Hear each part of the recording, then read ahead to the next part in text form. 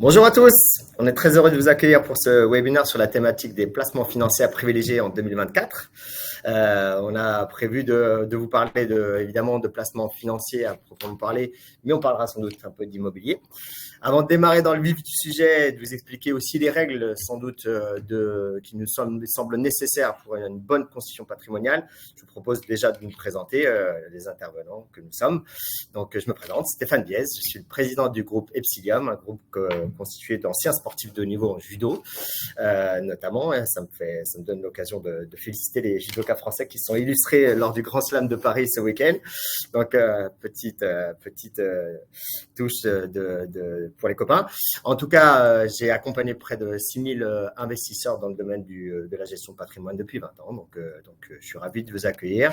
Et je vous présente Mona, qui représente le groupe Primonial. Je te laisse te présenter. Eh bien, bonjour à tous. Comme m'a présenté Stéphane, je suis Mona Matoussi. Donc, je suis directrice régionale de l'Île-de-France chez Primonial. Donc, Primonial, qui est une plateforme de relations partenaires avec les cabinets de gestion de patrimoine à Paris, notamment, et sur toute la France. Donc, Stéphane m'a gentiment convié à cet événement pour échanger avec lui et avec vous et répondre surtout à vos questions sur tout l'univers des placements financiers pour l'année 2024. Bon, il me semble que vous gérez, tu me disais, plus de 1800 CGP, considération patrimoine, c'est beaucoup de monde, quoi. C'est ça. Donc, Primonial, c'est une entreprise qui existe depuis maintenant plus de 30 ans. Et qui gère à l'heure actuelle quasiment 50 milliards d'euros d'encours. On fait de la gestion de patrimoine, on fait de l'immobilier, on fait de l'asset et on gère effectivement, une partie gère les indépendants dans la gestion de patrimoine et il y a à peu près un peu plus de 1800 cabinets aujourd'hui qu'on peut compter parmi nos clients. Top. Donc une bonne visibilité, une bonne ouverture d'esprit. C'est pour ça que voilà, c'est important qu'on puisse travailler ensemble. Donc avant de démarrer dans les produits à proprement parler et les solutions, ce qu'on vous propose, c'est déjà selon nous, d'avoir cette visibilité sur ce qu'est une bonne constitution patrimoniale, parce que par définition, une constitution patrimoniale, c'est un peu comme une maison. Il y a d'abord les fondations et puis on va construire. Donc, on vous a fait un schéma qui nous semble assez parlant dans ce domaine. Alors, c'est pas une maison, c'est une pyramide. Donc, on est dans la construction malgré tout. C'est vrai que dans l'ordre des choses, souvent, on a coutume de dire qu'il faut d'abord construire le socle et en l'occurrence, acquérir sa résidence principale. Bon, c'est pas toujours possible dans certains cas. Je parle de la région parisienne, mais parfois acquérir sa résidence principale est trop coûteuse et on va passer par d'autres voies. Ensuite, il faut avoir de l'argent sur son compte. Bon, tout à fait. C'est une histoire aussi parfois d'organisation, avoir de l'argent sur son compte, parce que cet argent-là, soit on le dépense, soit on l'épargne. En fait, le principe de la gestion de patrimoine, c'est de se constituer un patrimoine en prenant en considération la diversification. Donc, c'est-à-dire un patrimoine ne peut pas se constituer uniquement avec l'acquisition de la résidence principale ou uniquement en ayant des comptes courants. Chaque chose a ses avantages, a ses inconvénients, et il faut utiliser en fait la synergie de toutes ces classes d'actifs pour pouvoir en fait arriver à la finalité de ce qu'on souhaite. Ouais. Donc la résidence principale, en fait, vous voyez au niveau de la pyramide, il y a plusieurs thématiques, mais tout dépend finalement de ce que souhaite la personne, parce que le socle principal finalement de cette pyramide, c'est la personne en elle-même, c'est le client en lui-même. Et où il veut aller, parce que exactement. Et chacun son profil, parce que on a mis tout en haut de la pyramide de la crypto. Je sais que voilà, j'ai des investisseurs, ils veulent faire que de la crypto, ou en tout cas ils veulent juste travailler sur des choses très rentables qui potentiellement représentent un aléa plus fort, quoi. C'est ça. Après, c'est aussi le principe d'un gestionnaire de patrimoine. C'est un professionnel, c'est quelqu'un qui est là pour accompagner les clients, pour vous accompagner. Donc, le gestionnaire de patrimoine, il est là aussi pour réfréner un petit peu et mettre des points d'alerte. Bien évidemment, le client reste le seul décisionnaire à la fin, mais le conseiller, comme à la banque, quand vous allez voir votre banquier, il ne vous laisse pas prendre la carte Platinium si vous gagnez très peu. Donc, c'est aussi son travail de réfréner un petit peu les envies et c'est aussi le devoir finalement du CGP. Parce qu'une constitution patrimoniale se fait déjà sur un horizon de temps et sur le long terme, donc du coup il faut savoir respecter aussi certaines étapes. Exactement. Donc voilà, et c'est vrai que voilà, on a mis dans cette pyramide un certain nombre de supports, mais l'assurance vie peut aussi jouer le rôle, on va le voir, peut-être de support assez liquide, parce qu'on a des fois des a priori sur la maîtrise technique de ces enveloppes, et en l'occurrence voilà, il y a pas d'ordre préétabli, je pense que Non, il n'y a pas d'ordre, puisque tout dépend aussi de la situation des personnes. Parfois, des personnes qui ne veulent absolument pas investir dans de la pierre, et notamment dans leur résidence principale, et qui préfèrent investir dans des investissements locatifs et investir dans des contrats de retraite, par exemple. Notamment, je pense aux emplois comme les médecins indépendants, Ouais. etc. Donc, C'est un gros enjeu pour la retraite. Exactement. On sait qu'il y a un véritable manque à gagner dans les caisses de retraite, et donc forcément, ces personnes vont être un petit peu plus, on va dire, intéressées par tout ce qui est constitution de retraite pour venir combler ce manque à gagner. Donc, en fonction du souhait de chacun, de la situation professionnelle de chacun, aussi, parfois, il y a des personnes qui peuvent penser à la transmission et protéger leur famille parce que le conjoint ne travaille peut-être pas, peut-être parce qu'il y a des enfants qui souhaitent, on souhaite qu'ils fassent des études. Tout ça, ça se prépare. On n'attend pas la veille pour le lendemain pour se dire il faut que je prépare les études de mes enfants, il faut que je prépare ma transmission à l'âge de 75 ans. Tout ça se prépare en amont, et c'est pour ça que c'est hyper important de contacter son conseiller et de voir avec lui et d'effectuer un bilan patrimonial pour vraiment poser, comme tu le disais si bien tout à l'heure, les fondations de son plan d'attaque. Exactement. Alors là, on a eu c'est cette constitution patrimoniale par étapes. On a pris le parti aussi d'essayer de diviser l'intervention et de présenter des produits en fonction de leur horizon de temps, c'est-à-dire leur horizon de disponibilité. Et puisque l'horizon de temps dépend de chaque personne, mais on peut aussi au sein de son allocation d'actifs et dans les sommes qu'on va investir, avoir une partie de disponible, une partie sur le long terme, une partie sur du plus long terme. Donc c'est pour ça qu'on a fait ce postulat de travailler d'abord sur les supports, on va dire, liquides, et ensuite travailler plus concrètement sur les supports qui vont être un peu moins liquides et qui vont se projeter sur une plus de durée. Maintenant, il y a quand même des fondamentaux dans le cadre de l'épargne. Et aujourd'hui, on est toujours omnibulé par la rentabilité, mais elle est toujours associée à une forme de risque, ou en tout cas d'aléa. Donc, il y a ce couple-là à trouver et à maîtriser, en fait. Bien évidemment. Après, le métier de la gestion de patrimoine, c'est un métier qui est réglementé et qui l'est de plus en plus. Ouais. Donc, forcément, pour toute entrée en relation, il y a un questionnaire, il y a un profil client à établir. Et en fonction du souhait de la personne, aussi de l'âge et de l'horizon d'épargne, c'est sûr qu'une personne qui a 80 ans n'ira pas forcément sur de la crypto. Donc, il faut faire extrêmement attention. Et aussi, si c'est pour générer du stress auprès de certaines personnes, ce n'est pas le but. Mais ce que les personnes doivent garder en mémoire, c'est que si je veux de la rentabilité, il faut que je sois prêt à prendre un tant soit peu de risques. Mais risque ne veut pas dire, il ne faut pas le prendre dans le sens négatif, c'est-à-dire qu'il ne faut pas prendre comme si j'allais perdre l'intégralité de mon capital.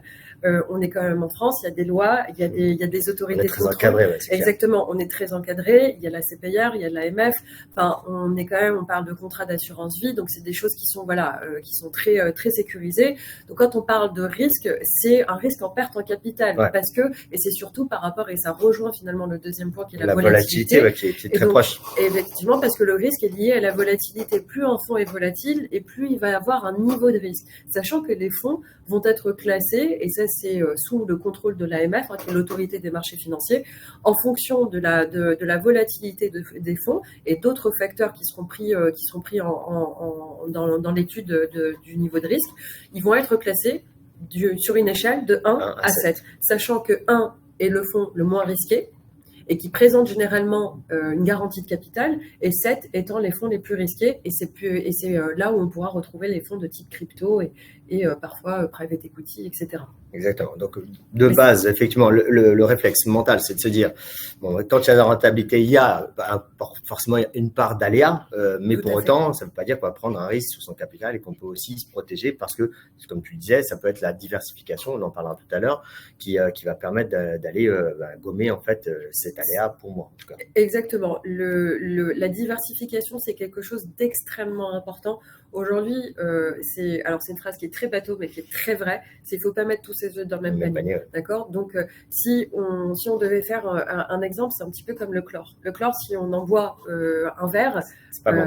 C'est pas bon, je vous conseille pas. Mais par contre, vous en mettez une goutte, ça rend l'eau potable. Donc, finalement, c'est ça le risque. C'est-à-dire que si je veux tout mettre dans de la crypto, vous prenez un risque énorme et effectivement, le rendement sera potentiellement présent. Par contre, si je fais un peu, et ça revient sur la pyramide que tu nous as montré tout à l'heure, je fais mon investissement sur ma résidence principale.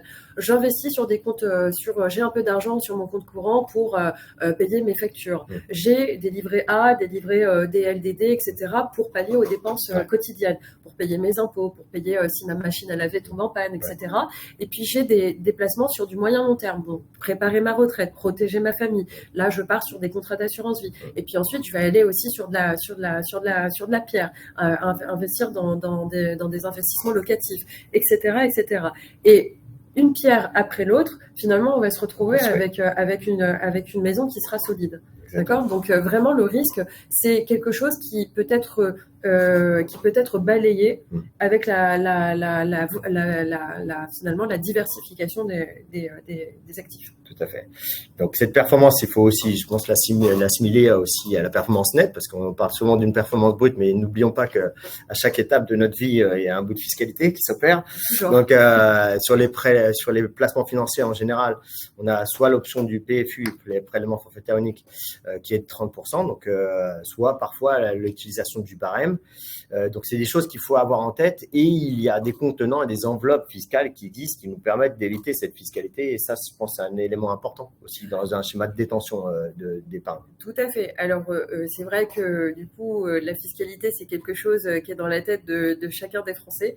On est fiscalisé sur nos revenus, on est fiscalisé sur nos placements, on est fiscalisé sur l'immobilier, on est fiscalisé, faut pas l'oublier, sur ce qu'on va transmettre finalement à nos enfants. Donc tout ça, encore une fois, ça se prépare. Il y a des dispositifs qui ont été mis en place par l'État. Et donc c'est pour ça qu'il faut en discuter avec son conseiller, encore une fois, parce que ce sont eux les professionnels, et de voir finalement quel est le meilleur placement pour finalement baisser ses impôts sur le revenu, baisser ses impôts sur les placements locatifs, etc., ou sur les plus-values. Donc tout dépend. Il y a plusieurs dispositifs qui sont mis en place. Donc tout dépend finalement de l'actif vers lequel on se dirige. Mais il y a toujours en fait une possibilité de contourner cette fiscalité, ou du moins de la baisser. Éluder l'impôt, non, optimiser la fiscalité, on parle bien de ça évidemment. Donc pour terminer, évidemment, le quatrième critère, c'est l'horizon de détention, comme on vous l'a indiqué. On a essayé de diviser les différents types de placements en fonction de leur niveau de liquidité, est-ce qu'on peut en disposer ou pas. Donc on vous a fait un petit schéma, ou en tout cas des comparatifs avec notamment des placements qu'on assimile à du court ou moyen terme. Court ou moyen terme, on parle de moins de 5 ans en fait, grosso modo, c'est ça ? Non, je dirais même un petit peu plus, parce que l'immobilier, on est plutôt sur des tendances où on va être aux alentours des 20-25 ans. Ouais. L'immobilier, c'est important de garder cet horizon d'épargne. Pour les livrets bancaires, là, on est sur l'immédiateté. Exactement, c'est quelque chose de très court-termiste. On est là pour pallier aux dépenses quotidiennes. Voilà. Mais on construit pas une stratégie de constitution patrimoniale avec un livret. J'avais fait les calculs là, récemment, pris les références sur les 20 dernières années. Le taux moyen du livret, c'est 1,92.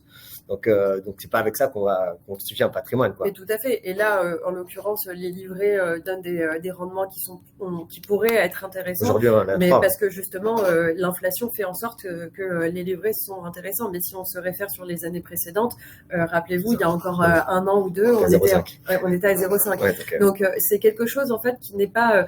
On pourrait penser que parce que c'est à la banque, parce que c'est un livret, mon argent est sécurisé. Mais finalement, il n'est pas votre argent, puisque finalement, quand je mets dans un contrat, dans un livret A, par exemple, je suis déjà plafonné, je peux en avoir qu'un seul.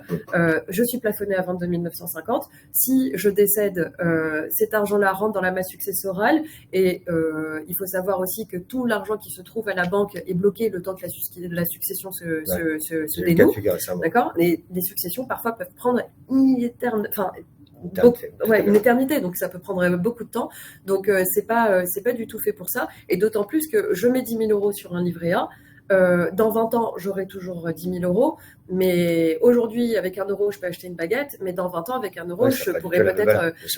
l'argent, alors certes, ne fluctue pas, mais il n'aura plus la même valeur. Et pourtant, vous avez la même somme, mais plus la même valeur. Donc le risque, il est aussi là. C'est pour ça que rentrent en jeu les contrats de type assurance vie ou les types contrats de retraite PER.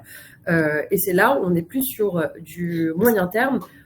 La durée de détention conseillée pour un contrat d'assurance vie, elle est de 8 8 ans et la durée moyenne de détention d'un contrat d'assurance vie, elle est plutôt aux alentours de 10 ans. Parce qu'en fait, là, on l'a mis en support liquide, l'assurance vie, parce que dans la tête des gens, on est bloqué. C'est-à-dire que cet argent-là ne peut pas être sorti. En l'occurrence, pas tout à fait. Pas du tout vrai. On a cette possibilité de retirer les fonds et de les avoir sous quel horizon de temps? En moyenne, c'est 15 jours. Alors, en moyenne, on peut établir, oui, sur 15 jours, mais ça peut être une semaine, comme ça peut être si on fait un rachat partiel, par exemple, parce que vous avez tout à fait la possibilité de retirer partiellement sur un contrat d'assurance vie, mais vous avez aussi la possibilité de racheter totalement. Donc, un rachat total, il faut plutôt compter sur un délai de 3 semaines, mais tout dépend ce que vous avez en fait à l'intérieur du contrat d'assurance vie, parce que finalement, l'assurance vie, c'est une carcasse. Et ce qui va être intéressant, c'est de savoir qu'est-ce qu'on va pouvoir mettre à l'intérieur et c'est ce qu'on va avoir à l'intérieur qui va faire est-ce que je vais avoir rapidement les fonds ou pas. Et ce blocage des 8 ans, c'est juste l'horizon de temps de la fiscalité au final. Alors, c'est pas un blocage, mais c'est juste. Blocage mental, j'entends. Voilà, c'est ça. Les 8 ans, ils sont juste là pour vous indiquer que, en fait, ce n'est pas un livret bancaire. Donc, l'assurance vie, on doit la garder. C'est pas quelque chose sur lequel. Moi, j'aime bien donner l'exemple que l'assurance vie, c'est un petit peu comme un coffre-fort à la banque. Le coffre-fort à la banque, on n'y va pas tous les 4 matins pour vérifier qu'on a bien nos petits lingots. On y va vraiment en cas de force majeure. Et c'est ça, en fait, l'assurance vie, c'est en cas de force majeure. Et c'est pour ça que c'est important finalement d'avoir des livrets bancaires, mais aussi d'avoir de l'assurance vie, pour éviter d'aller retirer finalement les investissements qu'on aura fait sur l'assurance vie. Et les 8 ans, c'est surtout par rapport à la fiscalité, puisque c'est ce qu'on disait tout à l'heure, il y a des dispositifs qui ont été mis en place, et notamment sur l'assurance vie, puisque au bout de 8 ans, vous avez une exonération sur la plus-value qui va être mise en place. Et avec des abattements en fonction de si je suis marié pacsé ou si je suis célibataire. Alors que du coup, si on sort dans cette fourchette de tir des 8 ans, on va être fiscalisé sur les intérêts. Pour autant, si ton assurance vie a fait du 4, on va te prendre 30% de tes 4 et il te reste 3. Donc, c'est toujours aussi bien calibré si on regarde bien. Même si c'est pas l'objectif, parce que c'est pas de la Constitution. C'est ça, parce qu'il y a d'autres aussi principes pour lesquels on va en assurance vie. Le principe premier de l'assurance vie, c'est surtout pour préparer la transmission. Pourquoi ? Parce qu'il y a un dispositif, et on en parlera, je pense, juste après, qui est extrêmement intéressant. Donc là, pour le coup, vraiment, il faut garder en tête qu'une assurance vie, j'y vais pour rester sur du moyen terme. C'est pas... j'y rentre pas, j'y sors, je rentre, je sors, parce que finalement ça va impacter. En fait. Voilà, c'est ça, ça va impacter en fait à la baisse, et c'est pas du tout le principe de ce placement. Donc voilà, au sein de cet horizon de temps court-moyen terme, on a souhaité aussi vous parler du crowdfunding. Je ne sais pas si certains d'entre vous sont au fait de ce sujet. En fait, le crowdfunding, par définition, c'est du financement participatif. C'est d'ailleurs, quand on regarde en termes de sous-jacent financier, c'est une obligation. Une obligation dans la mesure où on va émettre une obligation. Donc, le financement participatif peut concerner des projets entrepreneuriaux, c'est-à-dire qu'on va participer à plusieurs au financement d'un projet. Alors nous, on travaille beaucoup, par exemple, à notre niveau sur l'immobilier. On va financer, par exemple, un projet immobilier neuf, donc avec l'avantage d'avoir une garantie de bonne fin d'achèvement qui est délivrée par le promoteur. Donc on sait que ça va se terminer et que ça va aller au bout. Et c'est sur des horizons de temps courts, puisque c'est le temps des travaux. Donc ça va faire 2 ans, on va dire, de temps de travaux qui sont provisionnés, avec la possibilité, on le verra que c'est aussi possible dans d'autres cas de figure sur l'assurance vie et sur d'autres supports financiers, de bénéficier d'obligations ou en tout cas d'un coupon obligataire qui est versé par exemple sur 2 ans. Donc on place son argent, par exemple, on met 10 000 €, on va avoir 10% de règlement de coupon la première année, 10% l'année suivante, donc 1000, et puis on récupère son argent en sortie, ce qui permet d'être sur des horizons de temps à 2 jusqu'à 5 ans maximum, donc ce qui peut être intéressant pour quelqu'un qui veut avoir une stratégie mixte, notamment, c'est pas disponible à l'instant T puisqu'on est sur un engagement de temps, mais malgré tout, ça peut être un horizon de temps un peu plus court que d'autres supports. Donc, dans cette logique-là, évidemment, les horizons de temps à 10 ans, oui, la star et le placement préféré des Français, c'est l'assurance vie. Maintenant, voilà, évidemment, cette assurance vie, elle a des principes fondamentaux. Et après, qu'est-ce qu'on met dedans, quoi ? Donc, c'est ça l'élément fondamental, la location d'actifs, la diversification, comme tu disais. Tout à fait. Et ça reprend finalement tout ce qu'on a vu jusqu'à maintenant et toutes les autres slides juste avant. Je voudrais juste préciser quand même sur le fonctionnement de l'assurance vie. L'assurance vie, c'est quelque chose, il faut vraiment le voir comme quelque chose de très souple, puisqu'on peut faire des versements. Je peux verser une somme, d'accord ? Je peux verser une somme, comme je peux verser tous les mois en fonction de mes capacités sur un contrat d'assurance vie pour constituer au fur et à mesure mon patrimoine. Et ce qui est assez intéressant, c'est que je peux aussi racheter partiellement, comme on l'a dit tout à l'heure. Je peux racheter totalement dans le cas où je veux clôturer finalement mon contrat, mais je peux aussi faire des demandes d'avance. Donc, c'est-à-dire, c'est comme si je demandais en fait à la compagnie de me prêter sous la base de ce que j'ai déjà sur mon contrat d'assurance vie, sans avoir à retirer les sous. Donc, ça veut dire que mon contrat continue de travailler. Et ensuite, j'aurai, par exemple, en fonction des assureurs, j'aurai généralement 3 ans ou 6 ans ou 9 ans pour rembourser avec des taux d'intérêt parce que c'est assimilé à un petit crédit. Mais c'est des possibilités. Je peux aussi faire des rachats partiels programmés. Donc, c'est-à-dire que arrivé à la retraite, désargenter la somme partiellement l'assurance vie. Exactement. Je veux que tous les mois, mon assurance vie me verse 200 € par mois. Voilà. Et ça, c'est possible de le mettre en place.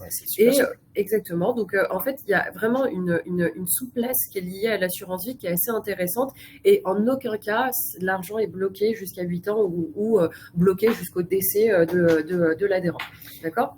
Et c'est vrai que voilà, l'assurance vie, c'est un contenant, mais après, tout dépend de ce qu'on y met. Parce que c'est vrai que les gens disent, voilà, les assurances vie, c'est comme ci, c'est comme ça. Non, la réalité, c'est qu'est-ce qu'on fait comme allocation d'actifs, qu'est-ce qu'on y met, parce qu'on peut mettre un peu de tout. Donc, une bonne diversification, c'est ça, c'est diversifier les classes d'actifs, c'est-à-dire quel type de support, les secteurs d'activité, les zones géographiques. Alors, c'est plus les marchés, je pense, le marché américain, les marchés émergents, etc. Exactement. Et les niveaux de volatilité. Exactement. Donc, une allocation, elle se travaille. C'est pas quelque chose de simple. Ça demande une vraie expertise. C'est aussi un rapport avec le profil de risque du client. Donc, une personne qui ne veut pas de fonds qui soit supérieur à un risque 3, généralement, on va aller plutôt sur des classes d'actifs de type obligation, de type fonds en euros, de type immobilier, etc., pour aller chercher en fait un niveau de risque et une rentabilité qui soit en cohérence avec ce que souhaite le client. Excusez-moi, j'ai un petit chat dans la gorge. Donc, derrière, vous avez... je te laisse reprendre la main. Derrière, sur les allocations, sur les classes d'actifs, oui, il peut y avoir la possibilité de choisir aussi en mettant du sens potentiellement. Je suis émue. C'est ça. On peut mettre du sens dans le sens, on peut aussi travailler sur des fonds qui sont avec des valeurs ESG ou en tout cas des éléments qui sont durables et qui ont du sens aussi pour soi. Exactement. En fait, le principe, et on le voit maintenant, moi, avec le métier que je fais aujourd'hui, j'ai la possibilité de voir les tendances et je vois que les tendances finalement des personnes c'est de donner du sens à leur investissement et c'est et en fait c'est ce qu'on peut faire aujourd'hui, c'est-à-dire qu'on peut, s'il y a une personne qui ne veut absolument pas avoir des fonds ou des actions dans des sociétés qui financent l'armement, qui financent le pétrole, etc., on peut répondre à ces demandes-là. Et c'est ça qui est assez incroyable finalement dans le métier d'allocataire et dans le choix des allocations et du portefeuille, c'est qu'on peut en fait faire des investissements tout en étant aligné avec ses principes et ses convictions. Donc si je n'ai pas envie d'aller sur le secteur par exemple des pays émergents comme la Chine, etc., ou comme la Russie, je peux demander à mon conseiller de squeezer finalement ces fonds. Et donc, c'est une allocation qui est vraiment propre et qui est sur mesure et qui est personnalisée. Et ce qui est assez intéressant aussi, et ça j'y reviens aussi parce que sur la slide, sur le petit post-it, on voit la fiscalité avantageuse. On n'a pas parlé de la transmission, effectivement. Voilà, la transmission c'est aussi important. Pourquoi ? Parce que l'assurance vie, on l'a fait aussi pour la transmission, puisque si vous avez des enfants ou peu importe, parce que c'est ça qui est assez intéressant, c'est que l'assurance vie, on la sort de la masse successorale, donc c'est quelque chose qui est complètement parallèle avec ce qui va rentrer dans la succession, et c'est hors droit de succession à hauteur de 152 500 € par bénéficiaire. Donc si vous avez personne pour désigner. Exactement. Donc si vous avez 3 enfants que vous voulez désigner comme bénéficiaires de votre contrat d'assurance vie, vous avez tout à fait le droit de le faire, et en fait chacun pourra aller jusqu'à 152 500 € qui sera en fait clôturé au décès de l'adhérent. Donc on n'attendra pas que la succession se dénoue pour finalement verser les fonds d'assurance vie auprès des bénéficiaires, et chacun aura le montant net. Et c'est ça qui est assez intéressant, puisque finalement, en plus de ça, si j'ai envie de mettre aussi mon cousin, si j'ai envie de mettre ma gardienne d'immeuble, j'ai aucun problème à le faire. Une gardienne d'immeuble, c'est important. Exactement. Mais je pense aussi aux personnes qui n'ont pas d'enfants peut-être, mais qui exactement, qui n'ont pas de famille, qui n'ont pas d'enfants, qui n'ont pas de lien. Ces personnes, elles ont quand même peut-être une personne autour qui l'aide au quotidien, qu'elles ont envie de remercier, parce qu'elles savent très bien qu'en fait, elles n'auront personne et elles n'ont pas de bénéficiaires. De l'assurance vie, ça peut jouer un effet de levier dessus, parce que ça ne prend pas en compte le degré et l'affiliation avec la personne. Alors qu'un étranger, un titre normal, c'est 60% de droit, quoi. Donc, plus de 60%. Si tu veux donner de l'argent. Exactement. Donc ça, c'est les éléments importants. Effectivement, on va un peu plus dans les détails de qu'est-ce qu'on peut mettre dans une assurance vie, parce que par définition, comme tu l'as dit, on peut mettre des fonds en euros, des actifs immobiliers, plein de choses en fait. Donc, est-ce que tu peux nous expliquer notamment la différence entre fonds en euros et puis les autres actifs sur lesquels on peut être amené à travailler en fait? Alors, le fonds en euros, en fait, si vous voulez savoir, c'est un fonds qui est garanti en capital. D'accord ? C'est un fonds qui est garanti en capital, donc c'est-à-dire que c'est quelque chose de très sécuritaire. Donc, je ne recherche pas forcément du rendement en allant sur le fonds en euros, mais je viens apporter comme un coussin de sécurité à mon allocation. Parce que les la base en fait de ton oignon, c'est-à-dire le socle en fait. Exactement. Donc, en fonction du profil, si je suis prudent, si je suis équilibré, ou si je suis dynamique, ou si je suis offensif, tout va dépendre en fait de la proportion. Je peux être aujourd'hui avec finalement les contextes macroéconomiques, on peut être en 100% fonds en euros. Et les fonds en euros, finalement, quand on a une hausse de taux et qu'on a une inflation qui est forte, c'est quelque chose qui devient extrêmement attrayant, finalement, le fonds en euros, puisqu'on est sur des performances qui sont au-delà des 3%.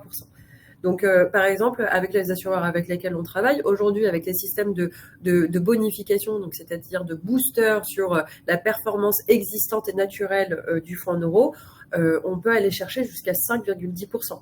Donc, on a de frais de gestion, mais pas des prélèvements sociaux. Ouais. D'accord ? Donc, un fonds en euros, ce sont des obligations. Les obligations, ce sont des titres de créance qui ont été émis par des États ou par des grandes sociétés de type Coca-Cola, etc. Donc, en fait, c'est quelque chose de très sécuritaire, de très stable et qui ne fluctue pas du tout. Mais qui varie en fonction des compagnies d'assurance, parce que vous avez cette particularité chez Primonial quand même d'avoir des fonds en euros qui sont avec des sous-jacents différents des autres. Les autres, souvent, c'est de l'obligataire, de monétaire. Là où vous travaillez des fois sur de l'infrastructure, c'est ça? Exactement. Des choses qui sont totalement différentes. C'est ça, ouais. C'est ça. Donc, qui permettent d'aller chercher quand même de la performance alors qu'on a de la sécurité. Donc. C'est ça. Aujourd'hui, le fonds en euros se porte bien. Mais demain, à partir du moment où l'inflation sera maîtrisée et que les banques centrales vont baisser les taux pour relancer la croissance finalement des pays européens, les fonds en euros vont perdre de leur attractivité. Ouais. Et donc, c'est pour ça que des fonds en euros dits de nouvelle génération, comme on peut avoir dans les produits Primonial par exemple, ou chez certains de nos confrères, ça nous permet que, peu importe la situation, d'avoir un fonds en euros qui puisse avoir au moins une performance qui soit intéressante par rapport à celle du marché. Donc ça, c'est le fonds en euros, c'est vraiment quelque chose de très sécuritaire et la proportion varie en fonction du profil de risque du client. D'accord ? Ensuite, on va passer sur des actifs immobiliers. Alors, on peut mettre de l'immobilier dans une assurance vie. De l'immobilier dans de l'assurance vie, mais j'ai quand même un point de vigilance parce que les fonds immobiliers, les actifs immobiliers, et c'est bien là tout le principe, c'est qu'on met un fonds qui est illiquide, parce que l'immobilier, c'est quelque chose d'illiquide. Par exemple, dans 10 ans. Exactement. Minimum, il ne faut pas oublier que même si on est sur un contrat d'assurance vie, derrière, il y a des actifs tangibles. Il y a des immeubles, il y a des locataires, il y a des loyers, etc., etc. Donc, en fait, quand on investit sur des actifs et des fonds immobiliers, en fait, on a l'assurance vie qui est liquide, mais le fonds en lui-même n'est pas liquide. Si je décide de sortir, je peux sortir, il n'y a pas de sujet. Mais il faut laisser, en fait, le temps au fonds de pouvoir se constituer, de pouvoir finalement tenir sa promesse de rentabilité. Si je vais sur une SCI et que j'ai un horizon de temps de 2 ans, c'est pas du tout le principe parce que quand j'achète un appartement, je l'achète pas pendant 2 ans et ensuite je le revends. Donc c'est la même chose en fait. Donc il faut faire attention. Avec les fonds immobiliers, il y a un risque de perte en capital parce que c'est soumis, on est sur généralement les SCI et CPI, on est sur des niveaux de risque. Voilà, quand je vous disais tout à l'heure au niveau de l'échelle, on est entre 2 et 3 sur 7 en niveau de risque. Mais donc, ça veut dire qu'il y a un risque de capital, de perte en capital, et qu'en fait, c'est tout simplement soumis à des fluctuations, comme on peut le voir à l'heure actuelle. Et d'ailleurs, sans doute qu'aujourd'hui, c'est sans doute le meilleur moment de rentrer, puisque on a subi une décote des valeurs immobilières de manière générale. Donc, le point d'entrée est top en ce moment, quoi. Ah, mais tout à fait. Le principe, en fait, des placements financiers, c'est qu'on a tendance, en fait, à investir quand tout est au plus haut. Tout va bien. Voilà, on se dit, mais non, je vois que le CAC 40 est à plus de 7000 points, je vois que l'immobilier, on est sur des performances incroyables, je veux investir maintenant. Mais c'est quand on est au plus haut, finalement, que le risque de baisse, il est le plus fort. Et c'est vraiment aujourd'hui sur l'immobilier qu'il y a des points d'entrée qui se créent et qui sont extrêmement intéressants. Les plus grandes richesses de ce monde, elles se font pendant les crises, pas pendant... Ce qui est peut-être moins vrai au niveau des actions aujourd'hui, puisque dans le cadre d'une choix d'action, il faut être très vigilant parce qu'il y a certaines positions qui sont relativement hautes et qu'il faut pouvoir anticiper. Exactement. Les actions, alors c'est vraiment une expertise qui est très particulière dans le sens où il faut regarder finalement, il suffit qu'il y ait une annonce pour que en fait le fonds baisse, il suffit qu'il y ait des variations sur tel ou tel sujet pour que finalement la société de gestion elle subit des fluctuations et notamment le CAC 40, etc. Lorsqu'on a envie d'aller sur des actions, moi j'ai tendance à dire que le mieux c'est de mettre en place des versements programmés. Pourquoi ? Parce que les versements programmés sur les actions nous permettent de lisser les points d'entrée. Donc quel prix on achète, quoi. Exactement, on achète à un prix et on rentre à un prix. Donc c'est-à-dire que si aujourd'hui j'ai, je ne sais pas, disons 50 000 euros, je pose 50 000 euros sur la table, si je mets 100% en action, bien évidemment que si j'ai envie d'arriver dans 8 ans à telle performance, ça va être compliqué puisque je serai soumis en fait d'une année à une autre. Une année, je peux faire plus 10, mais l'année d'après, je peux faire moins 5. Et puis l'année encore d'après, je peux faire plus 15. Donc en fait, c'est assez, ça varie. Et donc c'est pour ça que quand on met en place des versements programmés, mieux vaut les mettre en fait dans des actions, dans les versements périodiques, puisque ça permet de rentrer à des prix intéressants, mais en lissant les points d'entrée sur tout au long de l'année et sur le temps. Sachant que ce travail sur les actions peut se faire aussi au travers de fonds qui vont englober plusieurs actions et donc plusieurs valeurs, donc qui vont permettre de diluer aussi cet aléa et cette volatilité en fait. Exactement. Généralement, après tout dépend. Je peux aller sur des actions. Quand on dit actions, on n'est pas sur des parts d'actions directes. Dans un contrat d'assurance vie, ça rentre dans le cadre d'unité de compte. Une unité de compte va avoir à l'intérieur d'elle des actions, des obligations, des SICAV, etc. Donc plusieurs typologies de placements et qui nous permet finalement d'avoir une sorte de panier et d'avoir aussi cette sécurité pour finalement étouffer un petit peu ce niveau de risque. C'est ça. Donc, on avance parce qu'on a fait dépasser le temps. Peut-être pas tout le détail de l'obligation. Aujourd'hui, c'est quand même intéressant de travailler sur les obligations parce que les taux sont élevés. Donc, souvent, on a une rémunération qui est plutôt forte et c'est intéressant d'y travailler. Exactement. C'est un produit d'appel. Je voulais qu'on parle aussi des produits structurés parce que il y a les fonds alternatifs qui sont des choses qui permettent justement de travailler sur d'autres sujets, d'autres sous-jacents. Mais les produits structurés aujourd'hui, c'est une vraie réponse justement aux aléas de marché, à cette notion de performance qu'on peut driver un petit peu en fonction de ce qu'on va chercher comme sous-jacent ou en tout cas comme indice. En fait, les produits structurés, c'est vraiment quelque chose d'extrêmement intéressant puisque c'est en fonction des tendances. Aujourd'hui, les taux sont hauts, donc ce qui va avoir le vent en poupe, ça va être des produits structurés à capital garanti qui vont être sur des valeurs de type obligations et bancaires. Donc, on peut avoir du risque 2 là-dessus. Par exemple, aujourd'hui, on a du risque 1. Donc, on a du risque 1 où on garantit le capital en fait et on va aller chercher des performances avec des coupons à 5%. Mais ça, ces produits, ils sont construits, donc c'est une sorte de package qu'on va construire. Ils ne sont disponibles qu'à un temps limité. Donc, en général, l'horizon de temps, c'est 5 ans ou ça non, pour adhérer à ce produit, c'est très limité. Donc, ça veut dire que quand votre conseiller vient vous voir et que vous dit bonjour monsieur le client ou madame la cliente, il y a un produit structuré à capital garanti qui va vous donner du 5%. Sauf qu'il faut aller très vite parce que l'enveloppe, c'est des produits qui sont sous enveloppe, donc c'est pas des produits qui sont disponibles ad vitam aeternam. Il faut y aller quand votre conseiller. Exactement, parce que si vous n'y allez pas, votre voisin il va y aller et lui il l'aura, mais pas vous. Et donc c'est quand même assez embêtant de passer à côté de ces opportunités-là, surtout avec un contexte comme aujourd'hui. Et donc on a des enveloppes. Donc on a une enveloppe.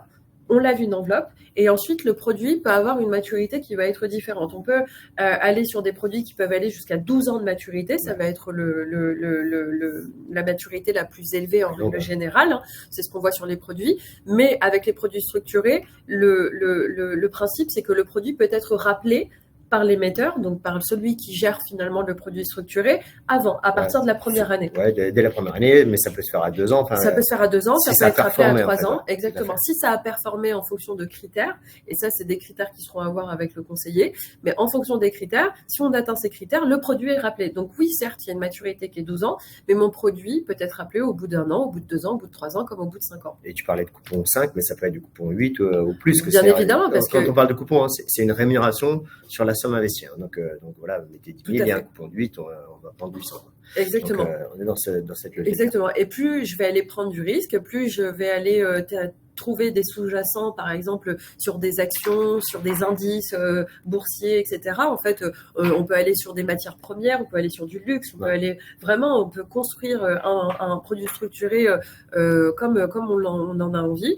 Et derrière, on peut, plus le produit va être avec un niveau de risque élevé, donc c'est-à-dire sur l'échelle, imaginons qu'on va être sur un risque 5 ou 6 sur 7, bah, les coupons, on peut aller jusqu'à des 12-15% de coupons. Top.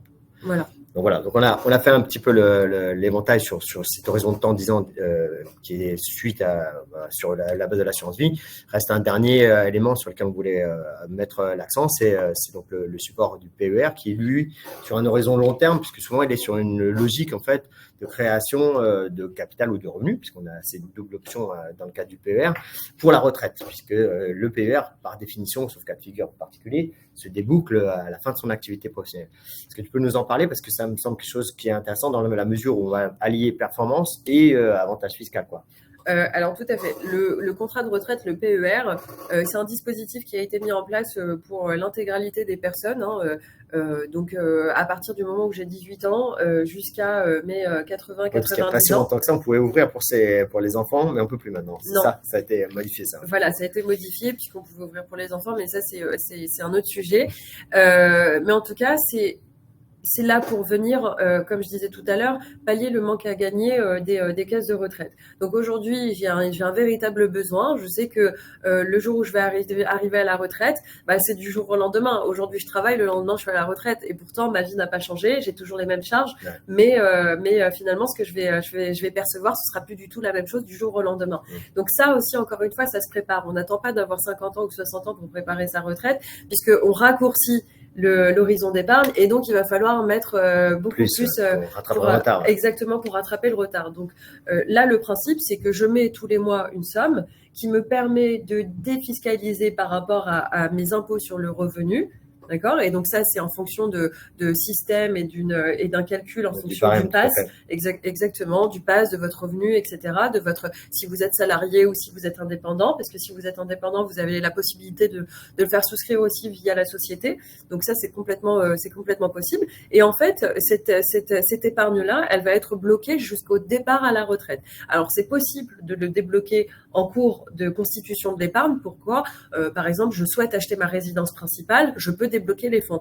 Je fais un dépôt de bilan, mon conjoint décède. Enfin voilà, il y a des critères assez précis pour pouvoir débloquer, mais en règle générale, les fonds sont bloqués jusqu'au départ à la retraite. Et en fait, le PER, faut le prendre comme une assurance vie, mais avec une option défiscalisante et pour laquelle c'est bloqué jusqu'au départ à la retraite. Oui, parce que dans le PER, tu peux mettre exactement les mêmes types de fonds, exactement les mêmes allocations d'actifs. Donc on est sur un schéma identique, on fait travailler l'argent.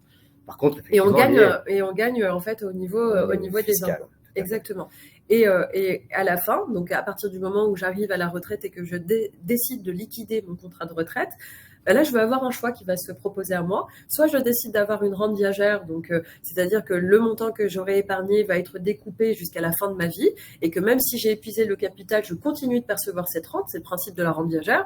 Ou soit je décide de partir sur des rentes sur 20 ans, sur 10 ans, sur 15 ans, peu importe, ça va dépendre aussi des conditions de l'assureur. Ou soit je peux aussi prendre 100% du capital ou faire un mix entre rente et capital. Je décide de prendre 50% en capital et le reste des 50% de le prendre en rente. Donc ça, c'est un choix qui se fera au moment du départ à la retraite, bien évidemment, puisque à 30 ans, on ne sait pas trop comment est-ce qu'on sera dans 40 ans. Exactement. Donc voilà, un support tout à fait intéressant à travailler, je pense, mais qui dépend encore une fois de qu'est-ce qu'on y met dedans et comment on le gère. Exactement. Donc, et qui répond aux mêmes critères fiscaux que l'assurance vie. Donc, c'est-à-dire par rapport, et le plus important, c'est la transmission. Aussi. Donc, avant 70 ans, je verse. Si je décède, mes bénéficiaires sont protégés jusqu'à 152 500 euros. Top. OK. Bon, on a fait, je pense, un tour d'horizon assez rapide. Alors, bien sûr, on a pu en parler pendant des heures. J'espère que si vous avez des questions, on est à votre disposition pour y répondre. Donc, il y a un chat, donc je vous laisse évidemment nous interroger. En tout cas, vous allez tous, pour ceux qui sont intéressés, recevoir un mail qui vous permettra de prendre rendez-vous avec un de nos conseillers pour échanger, pour discuter sur ces thématiques-là, si ça vous intéresse, évidemment, d'aller un peu plus loin dans l'analyse, puisque comme vous l'a expliqué Mona, c'est très important de caler ça par rapport à ses objectifs personnels. Donc, en tout cas, nous, on se tient à votre disposition et on espère que vous avez apprécié cet événement, ce webinaire. Et on vous souhaite une très bonne journée et on vous dit à bientôt pour ceux qui sont intéressés. Bonne journée.